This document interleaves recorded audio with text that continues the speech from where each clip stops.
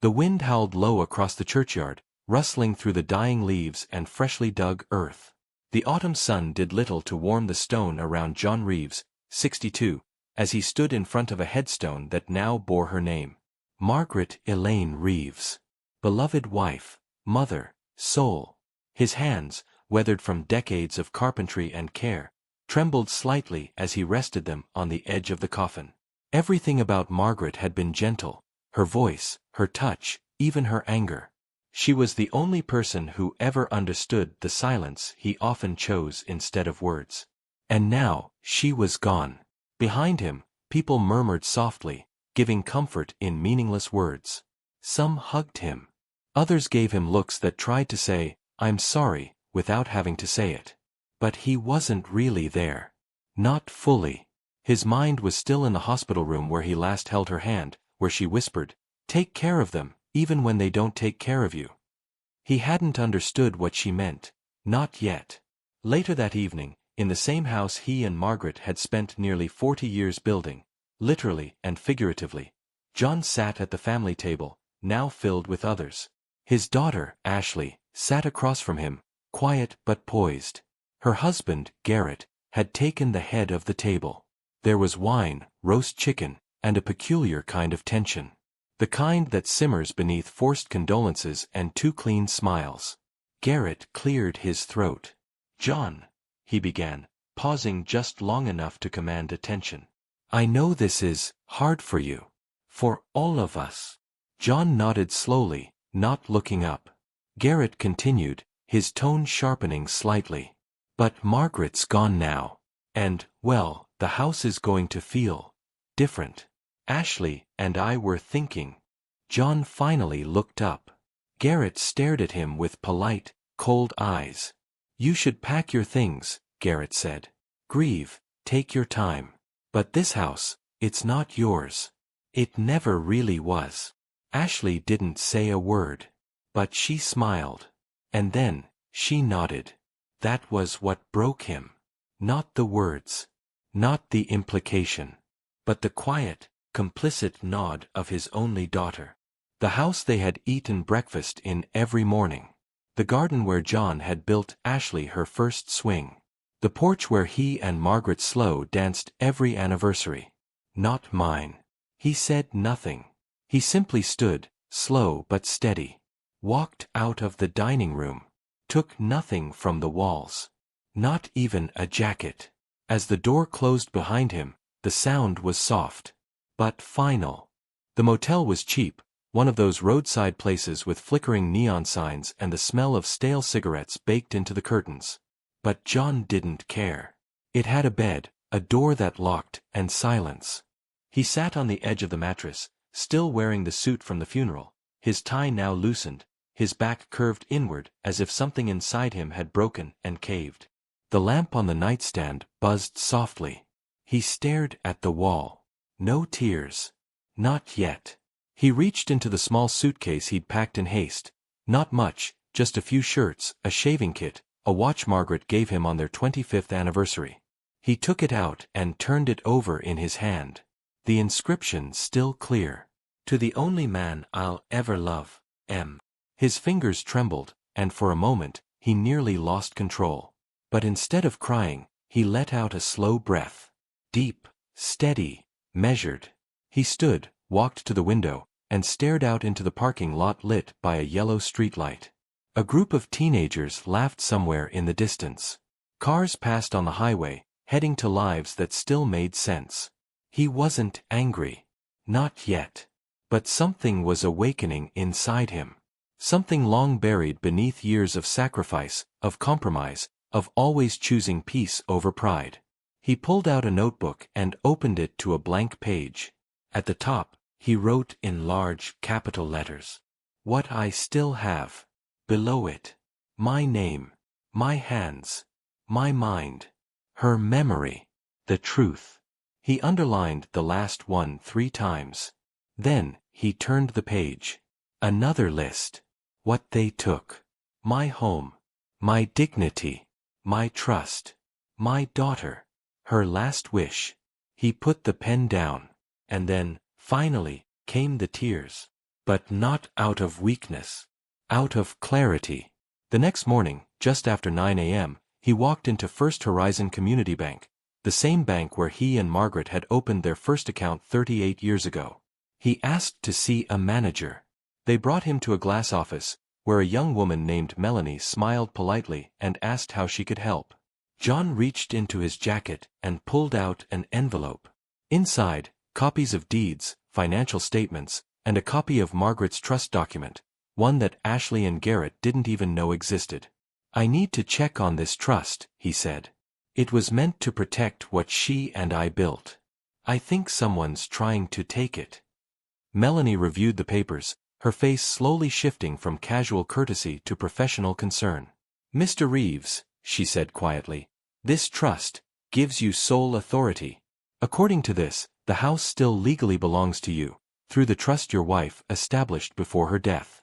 Did you know that?" John's expression didn't change. "I do now." Garrett sat by the pool in the backyard, sipping a craft beer and scrolling through listings on his tablet. The house he now believed was his, that he deserved, would fetch a nice price. Maybe they'd finally move to Arizona. Or Florida. Somewhere with better golf. Ashley walked out onto the deck, sunglasses perched on her head. "They call yet?" she asked. "Who?" "The lawyer." "About the title." Garrett snorted. "What lawyer?" "That man left with his tail between his legs. Trust me, he's not coming back." Ashley hesitated. "You sure about that?" But Garrett didn't answer. He just raised his glass and grinned. Back at the bank, John sat with Melanie as she printed a fresh set of documents. "This trust was ironclad," she said. "It wasn't just about assets, it designated you as the sole surviving trustee. Technically, you could have them evicted." John didn't respond right away. His fingers moved slowly over the edge of the document. The lines were sharp, legal, impersonal. But the meaning behind them. Power. Justice. "I don't want to evict anyone," he said softly. "Not yet." Melanie glanced up. "Then what do you want to do?" John looked her in the eyes. "I want to remind them who built that home. Who paid for it. Who gave them everything, and was thrown out like garbage." Melanie nodded, her voice lower now. "There are steps you can take. You can freeze the property's title, block any sale or refinancing. If you want, I can help." John smiled, just barely. "I do." That night, John went back to the motel. But something in his posture had changed. Straighter shoulders. A calmer gaze. He opened the notebook again. Turned to a fresh page. At the top, he wrote, "Phase 1. Freeze. Confirm trust legality. Block sale of house. File formal letter of intent. Serve notice of challenge." He put the pen down and stared at the page. They had taken everything, thinking he would just vanish. But they had forgotten one thing. He was still alive. 3 days later, Garrett found a thick white envelope taped to the front door. He tore it open without thinking. Inside, a formal letter of intent to dispute the transfer and ownership of the Reeves estate, signed by John A. Reeves, trustee of the Margaret Reeves Family Trust. There was also a notice of legal injunction. The house could no longer be sold, mortgaged, or refinanced until the trust's claims were resolved. Garrett turned pale. Ashley read the letter over his shoulder, her voice a whisper. "But I thought he didn't know about the trust." Garrett clenched his jaw. "He knows now." John watched from across the street, parked in his old truck under the shade of an elm. He wasn't there to confront. Not yet. Just to watch them squirm. The home he had built, brick by brick, paycheck by paycheck, was still standing.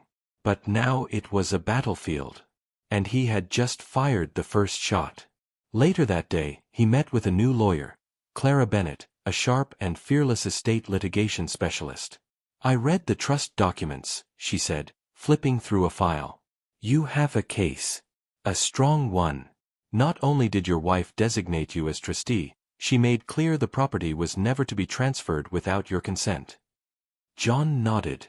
So what's next? Clara leaned forward. We pressure them. Not to destroy them, unless that's what you want. But to make them feel what they made you feel. John was quiet. Then, they fed me dinner, while already planning to erase me. I won't destroy them, Clara. But I'll teach them how it feels to be removed. That night, Ashley sat alone in the kitchen. Garrett was on the phone in the other room, yelling at someone about paperwork delays, and that old man. She pulled out an old photo from a drawer, her as a child, sitting on John's lap while Margaret laughed in the background. It was from a Christmas morning long ago. Her hand trembled. But she said nothing. Meanwhile, John sat back in his motel room, a quiet fire in his chest. He opened the notebook once more. A new heading. Phase 2. Reveal.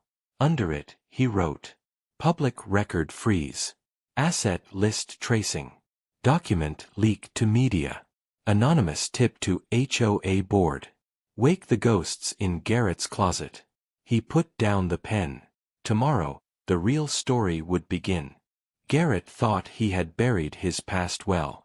Until an anonymous email arrived in the inbox of the Homeowners Association chairwoman, Linda Moreno. Subject, concern regarding Garrett Nolan, financial activity.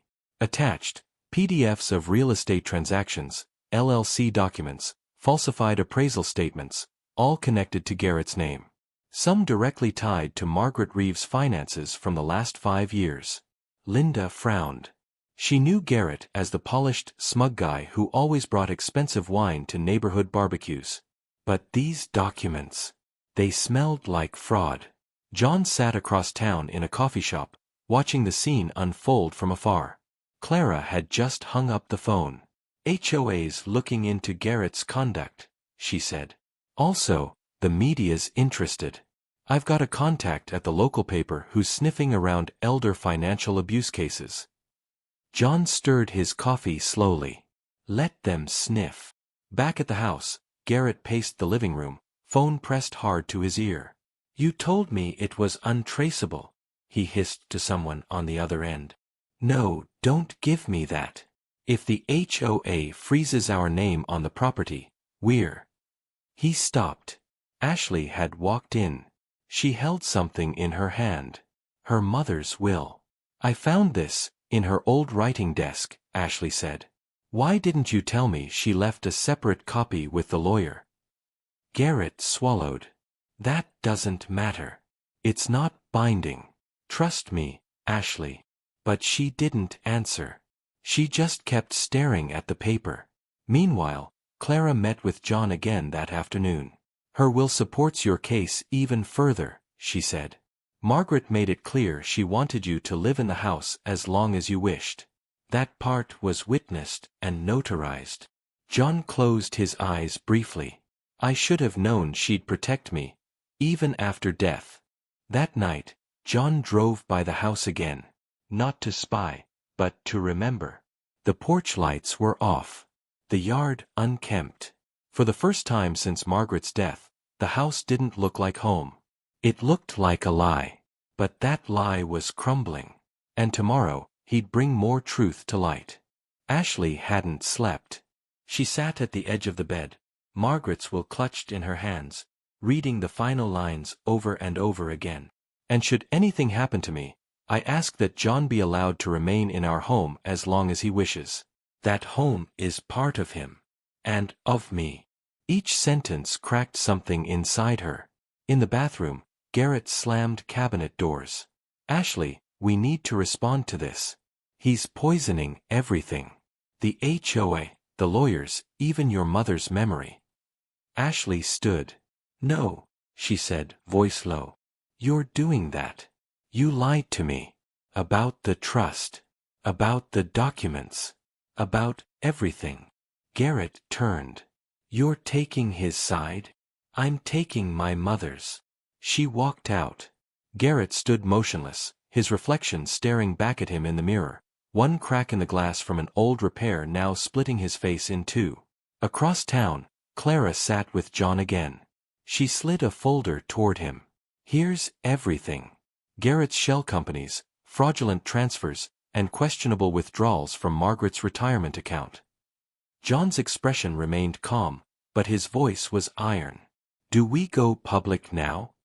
Clara nodded. The paper's ready. We've got a journalist named Dylan Torres preparing a feature on financial betrayal in families. Your story's the headline. That night, a heavy rain rolled in. John sat in his truck outside the Reeves family home, watching through the windshield as lightning cut across the sky. Inside, he could see Ashley sitting alone by the window. Her silhouette didn't move. He didn't knock. Didn't call. Let the silence between them thicken like the clouds above. Some walls take years to build. And only moments to break. The next morning, Ashley stepped out onto the porch. Barefoot, face pale. There, on the welcome mat, was a folded newspaper. Front page. Betrayed by blood, local widow's final wishes ignored in secret property feud. Below the headline, a photograph. John, holding Margaret's will. Ashley dropped to her knees. And wept. The doorbell rang just after 9 a.m. John opened it slowly, expecting a process server or maybe a camera crew. Instead, Ashley stood in the hallway of Clara's law office, soaked from rain, Margaret's will clutched in one trembling hand. I need to talk to you, she said, voice barely above a whisper. Clara stood protectively behind John, but he lifted a hand. It's okay, he said quietly. Let her speak. Ashley stepped inside, visibly shaking. I didn't know, she began, sitting across from him. Not at first. Garrett told me you gave up the house. That mom didn't leave anything specific. I didn't want to believe it, but I trusted him. John said nothing. Ashley looked down, struggling to hold back tears. And then I saw the will. And now the article. What I did, what I allowed, was cruel. I let him erase you. And I smiled while he did it. The silence between them stretched painfully long. Then John finally spoke. I'm not angry that you trusted your husband, he said. I'm angry that you didn't question him when it mattered. I raised you to think for yourself. I know, she whispered. I failed you. I failed Mom. A long pause. Ashley reached into her bag and placed an old photo on the table. Her, age 6, sitting on John's shoulders in front of the house. I miss this, she said. I miss you. John's eyes dropped to the image. I'm not the one you need forgiveness from, he said softly. Your mother built that house with me. She saw what you ignored. If you truly want to make this right. I do, Ashley interrupted, firmly now. Tell me how. Later that day, John and Clara filed a motion to freeze Garrett's business accounts, backed by HOA complaints and new evidence of forged documentation. John never smiled, but there was something different in his eyes. A quiet storm. Garrett, meanwhile, was at his lawyer's office.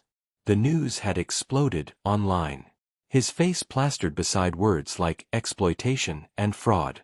I need this to go away, he growled, pounding the table. But his lawyer only sighed.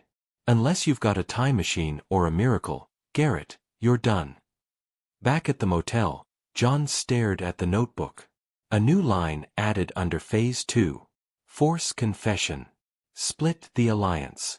Begin redemption. He tapped his pen twice against the paper. And wrote a new header. Phase 3. Consequences. Garrett sat across from Clara Bennett in a conference room that felt more like a courtroom than a place for compromise. Every inch of her posture radiated control. Next to her sat John, silent, composed, with Margaret's will on the table in front of him like a sacred relic. Ashley entered last. No smiles. No eye contact with her husband. Clara opened the meeting. Mr. Nolan, in light of the fraudulent transfers and forged documents you facilitated, we are prepared to press criminal charges, including elder financial abuse and real estate fraud. Garrett scoffed. You don't have proof. Clara slid a USB drive across the table. Actually, we do. Ashley spoke up. Her voice was dry, level. I've submitted an affidavit confirming I was misled about the ownership of the house. And I've signed over any claim I had. Garrett looked at her, stunned. Are you kidding me? You're siding with him. I'm siding with the truth, she said coldly. And with my mother. Garrett's face turned pale. For the first time, he realized, he had no more cards. Later that day, Garrett's lawyer negotiated the only deal that could save him from prosecution. Full surrender of all property claims. Formal apology letter to be made public. Immediate relocation from the house. That night, John stood in the doorway of what was once his bedroom. The air smelled the same, cedar and old books, but it felt different. He walked to the closet, opened a box labeled MER inside, Margaret's gardening gloves, her wedding shoes, and a stack of her old letters. He sat down slowly and began to read. One caught his eye, written just 2 months before her death. John, if you're reading this, then you already know what's happened. I saw it coming. The quiet way Ashley stopped asking your opinion. The control Garrett took inch by inch. I left the trust for you because you built this house, not with wood, but with love. Don't let them steal that. Don't let them erase us. John's hands trembled slightly, but he smiled for the first time in weeks. You always knew, he whispered. In the living room, Ashley stood beside a packed suitcase. Her Uber was waiting outside. She looked at her father. I'm sorry it took me this long, she said. You deserved better from me. John looked her over. There was pain in his eyes. But also something else. Respect. I don't know what comes next between us, he said. But this was a start. Ashley nodded. Goodbye, Dad. The house was quiet again. No more Garrett's loud voice booming through the kitchen. No more forced family dinners where John felt like a guest in his own home. Just the hum of the refrigerator, the ticking of Margaret's old wall clock, and the creak of floorboards, like the place was exhaling for the first time in years. But peace had a cost. John sat at the table, a fresh cup of coffee in front of him. Across from him sat Dylan Torres, the local journalist who had written the front-page story. People really responded, Dylan said, tapping his notepad. We've had calls. Letters. Messages from other seniors saying they've gone through the same thing, pushed out by their own kids. Used. Forgotten. John nodded. It's not just about me. It's about the idea that love gives you immunity. That being family means you can never be held accountable. He paused, then added, but silence has a price. Dylan leaned forward. Are you ready to take it further? John looked toward the hallway, where Margaret's portrait still hung. Yes, he said. Let's talk. Across town, Garrett stood in front of a strip mall lawyer's office, cell phone in one hand, duffel bag in the other. Everything he had built, the schemes, the image, the control, had unraveled in a week. He opened his email. Subject, account closure confirmation. All 3 shell corporations. Dissolved. A second email. Notice of public reprimand, forwarded from the State Real Estate Ethics Board. His license was under investigation. And his name. It would be remembered, for the wrong reasons.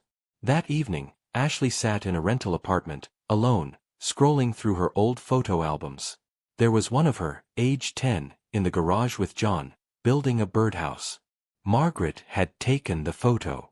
A scribbled note on the back. He teaches her how to hold a hammer. And how to be gentle. She cried quietly, the kind that has no outburst, no breath, just surrender. Then she closed the album and picked up the phone. Back at the house, John received the text. Can we talk again soon? I don't want to lose the rest of you. He didn't reply. Not yet. But he saved the message. Because some doors should only be opened once you know what's on the other side. Autumn came quickly that year. Leaves fell onto the front lawn John had once mowed every weekend without fail. The maple tree Margaret loved now turned the same amber shade as the scarf she always wore in October. John stood at the base of it, rake in hand. The work was slow but steady, like everything he did these days. Not for efficiency. For meaning. The house was his again. But it didn't feel like home yet. Inside, he had started renovating the guest room. Not to erase memories, but to build new ones. The wallpaper was peeling. The window cracked. Still, he worked with the same care he once showed when building Ashley's first bookshelf at age 12. He hammered, sanded, paused, thought. He wasn't rebuilding the room. He was rebuilding himself. That evening, Clara stopped by. She handed him a stack of sealed envelopes. Garrett signed the final settlement papers, she said. No contest. No appeal. John took the folder and nodded. Clara paused. I also heard from Ashley. He looked up, eyebrows raised.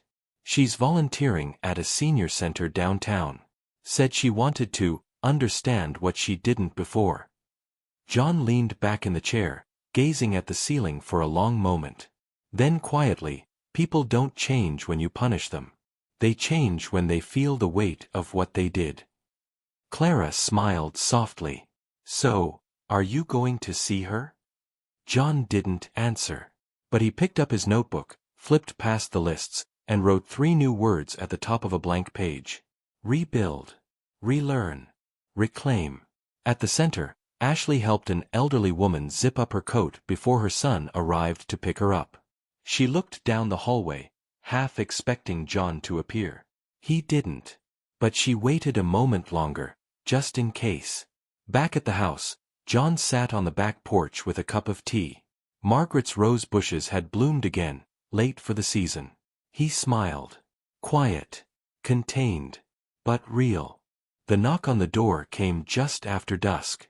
John stood in the hallway, one hand resting lightly on the edge of the old wooden frame. He knew it was her before he even looked through the glass. Ashley. She stood on the porch with no umbrella, no suitcase, no prepared speech. Just her. He opened the door slowly. I'm not here to make excuses, she said. Or to ask for anything. John didn't speak. I came back, because I needed to stand in this doorway again, and feel what I gave up. What I broke. She stepped back, giving him space. Her voice cracked slightly. I thought we had time. That I could fix things later. But Mom didn't get later. And you shouldn't have to carry what we did to you. John's eyes stayed steady. Not cold, just older. Sharper. Come in, he said finally. Ashley hesitated, then stepped inside. She looked around. Everything felt smaller, heavier. As if the walls themselves remembered. John led her into the kitchen. The kettle was already warm.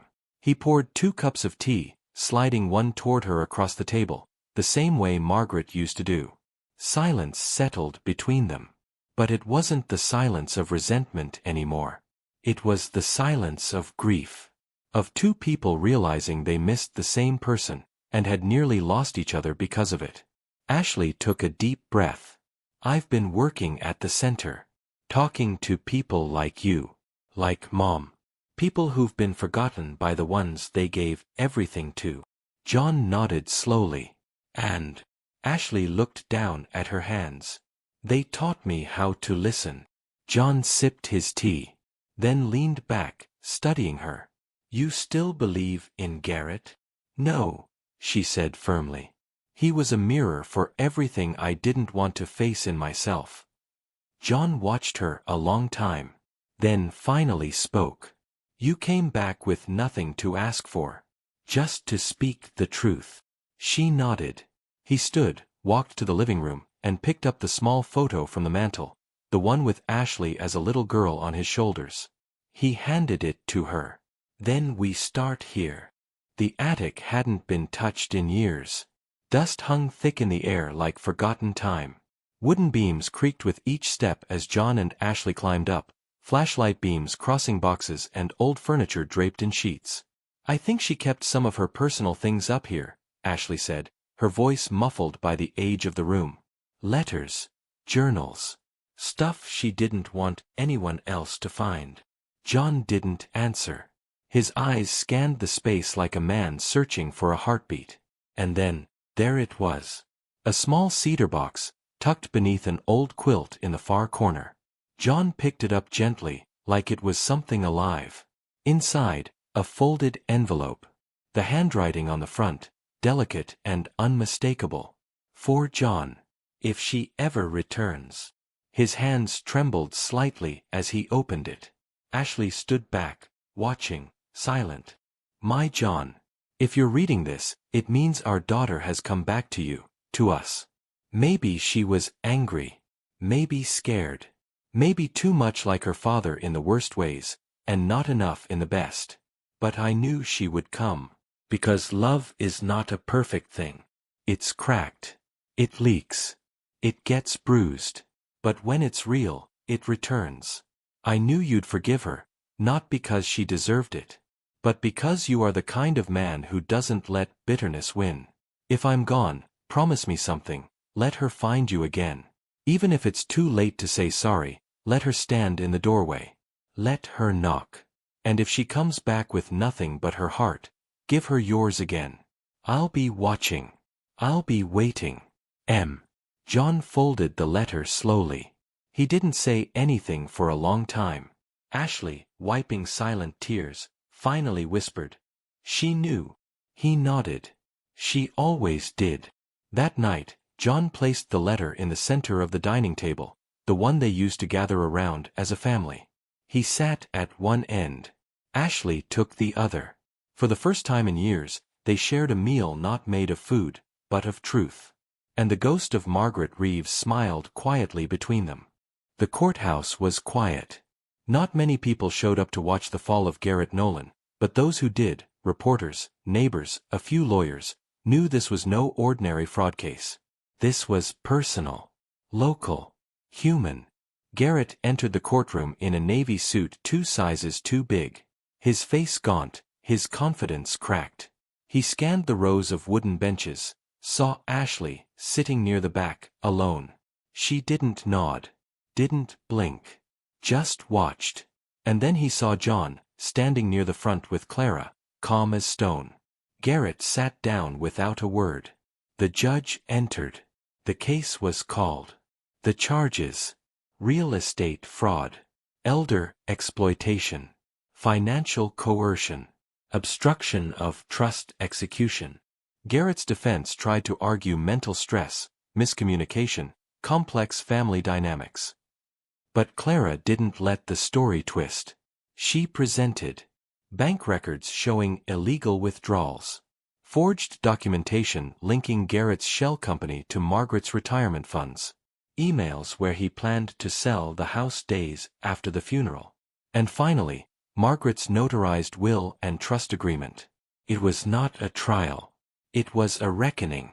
The verdict came swiftly. Guilty. Sentencing deferred, but sanctions immediate. Asset forfeiture, professional disbarment, and a 6-figure restitution order to the Reeves Trust. Ashley quietly exhaled. Garrett didn't look at her once. Outside the courthouse, reporters swarmed. Flashbulbs. Questions. But John simply said, "This was never about revenge. It was about respect. For the woman who built our home. And the truth she left behind." He didn't wait for follow-ups. He walked away. That evening, he returned to the house. He passed through each room slowly. Touched the banister he'd carved himself. Smiled at the spot where Margaret used to hum while folding laundry. Stood by the kitchen door where Ashley now leaned, watching him. "It's done?" she asked. "It's over," he replied. "No," she corrected softly. "It's beginning." Spring arrived late that year. But when it came, it arrived in full bloom. The roses along the fence, Margaret's roses, opened in thick, wild clusters. Tulips pushed through cracked soil. The cherry tree in the back, once bare, now wore a crown of pale pink. John stood in the yard with gloves on, digging gently near the oak. Ashley approached from behind, carrying a small wooden sign. "I thought we could put this here," she said. "For Mom." She showed him the carving. "Her roots held us all." John smiled, the kind of smile that doesn't need words. Together, they knelt by the stone path and planted new seeds, lavender, marigold, and forget-me-nots. Ashley's hands were clumsy with the soil, but patient. John showed her how to loosen the roots, how to let things grow again. Later, they sat on the porch, tea in hand, watching the sunset stretch across the roofline. "You think she'd be proud of me?" Ashley asked. John looked at his daughter, older now, softer. "I think she always loved you, even when you didn't deserve it. That's what made her strong." Ashley wiped a tear. "I'm trying to be like her." John nodded. "Then you're already better than you were." That night, John took out Margaret's last letter again. He read it by lamplight, then folded it gently and placed it in a drawer. In its place, he began to write his own. To Ashley. "One day, when I'm gone, I want you to remember this house. Not the fights. Not the silence. But the healing. You came back with nothing but your heart. And that was enough. This home isn't just mine. It's yours now too. Plant something. Let it grow. And never forget what it took to come home." Years passed. The house changed, as all homes do. The paint faded and was refreshed. The porch steps were rebuilt. The old oak tree grew wider, stronger. The roses Margaret once planted had spread across the fence, wild and beautiful. And so had the legacy she left behind. John Reeves now walked slower. But his hands were still steady when tending to the garden. His days were quiet, filled with books, morning tea, and long conversations with neighbors who stopped by just to sit near him and feel calm. Sometimes Ashley visited with her son, a boy who loved the smell of sawdust and sat with John in the garage, learning how to sand wood, how to be patient, how to build. John never told the boy about Garrett. Not directly. But one day, when the boy asked what made a house last, John answered, "Kindness. And knowing when to stand your ground." One crisp autumn morning, John walked into the living room, the air cool through the open windows. A letter sat on the table, a letter he had written years ago, addressed to Ashley, now returned in a new envelope. Inside, "I've planted something for you too, Dad. Next spring, when the ground warms up, look beneath the cherry tree. I think you'll understand." Spring came again. John walked to the backyard.